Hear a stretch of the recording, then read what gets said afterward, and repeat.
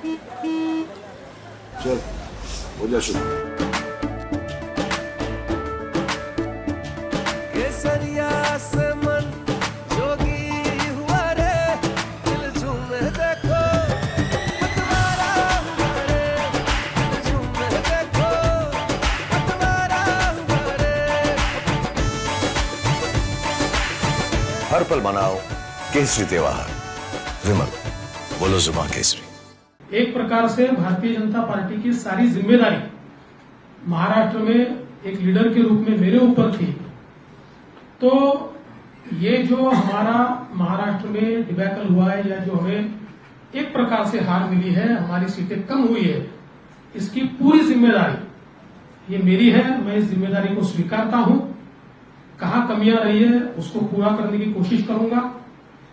मैं भागने वाला आदमी तो हूं नहीं, और जोरों से मैदान में उतरूंगा, और हमारी पूरी पार्टी को साथ में लेकर हम लोग वापस नई स्ट्रैटेजी तैयार करेंगे, और नई स्ट्रैटेजी तैयार करके हम लोग जनता के बीच जाएंगे। जनता का जो विश्वास है उस विश्वास को हम लोग संपादित करेंगे। कल लोकसभा के चुनाव संपन्न हुए हैं, और लोकसभा के चुनाव में तीसरी बार भारतीय जनता पार्टी के नेतृत्व में एनडीए की सरकार को और मोदी जी को भारत की जनता ने आशीर्वाद दिए। भारत की जनता का मैं आभार व्यक्त करता हूं। विशेष रूप से नेहरू जी के बाद, यानी 1962 के बाद मोदी जी ऐसे पहले प्रधानमंत्री होंगे जो तीसरी बार लगातार देश के प्रधानमंत्री बन रहे हैं। एक नया रिकॉर्ड मोदी जी इस चुनाव में कायम कर रहे हैं। इसलिए महाराष्ट्र की ओर से मोदी जी का भी हम लोग आभार व्यक्त करते हैं। और उसके साथ साथ देश में अरुणाचल प्रदेश और उड़ीसा, ये दो जगह की विधानसभाओं में लोगों ने भारतीय जनता पार्टी को पूर्ण बहुमत दिया, हमको चुनकर दिया। और आंध्र प्रदेश में चंद्राबाबू नायडू के नेतृत्व में एनडीए को पूर्ण बहुमत दिया। इसके लिए भी वहां के जनता का मैं बहुत बहुत आभार व्यक्त करता हूं। मैं ऐसा मानता हूं कि देश में अच्छे रिजल्ट यहां पर आए, लेकिन महाराष्ट्र में निश्चित रूप से कुछ कमी रही है। जिस प्रकार से 2014 में और 2019 में हम महाराष्ट्र को मोदी जी के पीछे खड़ा कर पाए, उसमें एक बड़ी कमी इस चुनाव में आई है। और भारतीय जनता पार्टी को जिस प्रकार की अपेक्षा थी उस प्रकार की सीटें इस चुनाव में नहीं मिल पाई। हम लोगों का मानना ऐसा है कि इसके कई कारण हैं, लेकिन उन कारणों की ओर जाने से पहले मैं ये स्पष्ट कर देना चाहता हूं कि ये नैरेटिव बिल्कुल गलत है कि महाराष्ट्र में लोगों ने महाविकास आघाड़ी को चुना है और भारतीय जनता पार्टी और महायुति को रिजेक्ट किया है। अगर हम आंकड़े देखें तो हमारे ध्यान में आएगा कि कुल मिलाकर महाराष्ट्र में जो महाविकास आघाड़ी थी उनको 43.91 वोट मिले हैं, और एनडीए को 43.60%, 43.60%, यानी आधे प्रतिशत से भी हम पीछे, कम वोटों से हम लोग पीछे हैं।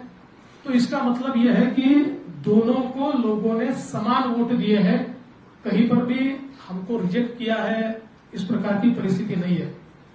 अगर हम इसको वोटों में तब्दील करें तो महाविकास आघाड़ी को 2 करोड़ 50 लाख वोट मिले हैं और हमें 2 करोड़ 48 लाख वोट मिले हैं, यानी मात्र 2 लाख वोट हमको कम मिले हैं। लेकिन सीटों का अंतर इन 2 लाख वोटों का ऐसा है, या इस आधे दशमलव का ऐसा है कि महाविकास आघाड़ी को 30 सीटें मिली है और हमें मात्र 17 सीटें मिली है। अगर हम मुंबई का विचार करें तो मुंबई में महाविकास आघाड़ी को 4 सीटें मिली और हमें 2 सीटें मिली, लेकिन मुंबई में महाविकास आघाड़ी को 24 लाख वोट है और हमको 26 लाख वोट है। महाविकास आघाड़ी से 2 लाख वोट ये मुंबई में भारतीय जनता पार्टी और एनडीए ने ज्यादा लिए हुए। दूसरा एक और चीज मैं कहना चाहता हूं कि 2019 में हमको 27.84 इतने वोट मिले थे। इस बार हमारे वोट बहुत थोड़े घटे हैं। बीजेपी की मैं बात कर रहा हूं, बीजेपी को 27.84 थे, इस बार 26.17, यानी 1.25 या 1.5% वोट ये केवल हमारे कम हुए और उसमें हमारी सीटें 23 से सीधे 9 पर आई है। और वहीं अगर हम कांग्रेस का विचार करें तो कांग्रेस को 2019 में 16.41 वोट थे और 1 सीट मिली थी। 16.41 से इस बार उनका प्रतिशत हो गया 17, यानी आधा % बढ़ा और उनकी सीटें 13 हुई है।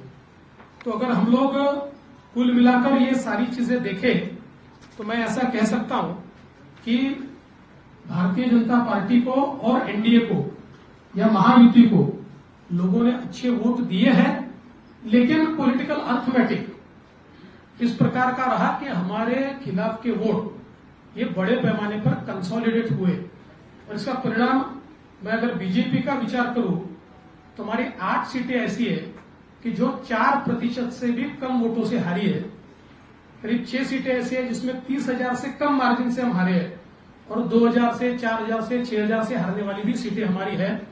तो मुझे ऐसा लगता है कि ये जो कंसोलिडेशन है इसको हम रोक नहीं पाए। तो हमारी 8 सीटें ऐसी है कि जो 4% से भी कम वोटों से हारी है। करीब 6 सीटें ऐसी है जिसमें 30,000 से कम मार्जिन से हम हारे हैं और 2,000 से 4,000 से 6,000 से हारने वाली भी सीटें हमारी है। तो मुझे ऐसा लगता है कि ये जो कंसोलिडेशन है इसको हम रोक नहीं पाए। कुल मिलाकर अगर हम इसका थोड़ा एनालिसिस भी करें तो महाराष्ट्र में महाविकास आघाड़ी की 3 पार्टियों के साथ साथ हमको एक नरेटिव के साथ भी लड़ना पड़ा और वो नरेटिव संविधान बदलने वाला नरेटिव था कि जिसने एक डैमेज हमको निश्चित रूप से किया है। इसको इफेक्टिव काउंटर हम कर रहे थे और हमको ऐसा लग रहा था कि हम इफेक्टिवली काउंटर कर रहे हैं, पर मुझे ऐसा लगता है कि हम इफेक्टिवली इसको काउंटर नहीं कर पाए, ये बात भी निश्चित है।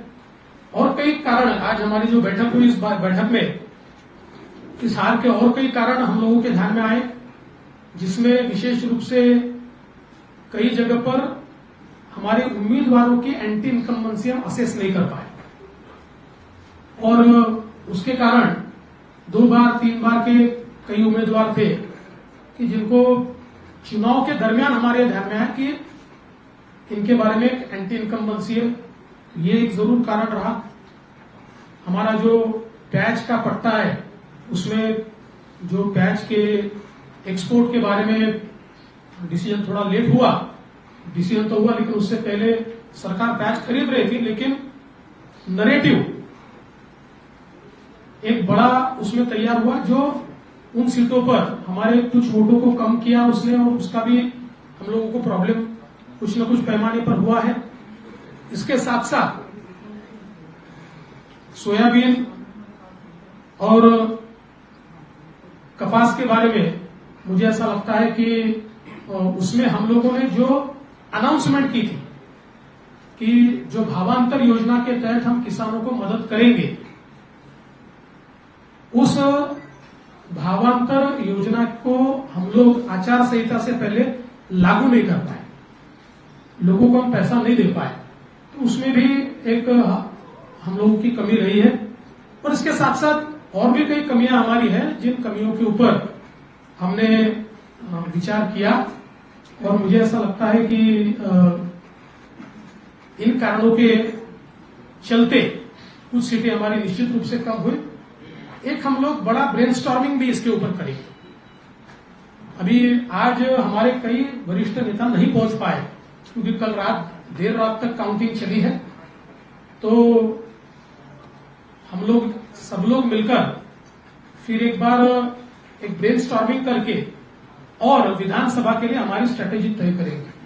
और मैं निश्चित रूप से जो आंकड़े मैंने आपके सामने रखे हैं, ये आंकड़े इस बात को प्रूव करते हैं कि जरूर महाविकास आघाड़ी को एक इमोशनल एडवांटेज इन आंकड़ों से मिला होगा, लेकिन जमीन पर आज हम मजबूत हैं और अपनी गलतियों को दूर करके वापिस लोगों के बीच जाकर हम लोग जो हमको अधिक का लोगों से आशीर्वाद चाहिए वो संपादित करने की कोशिश करेंगे।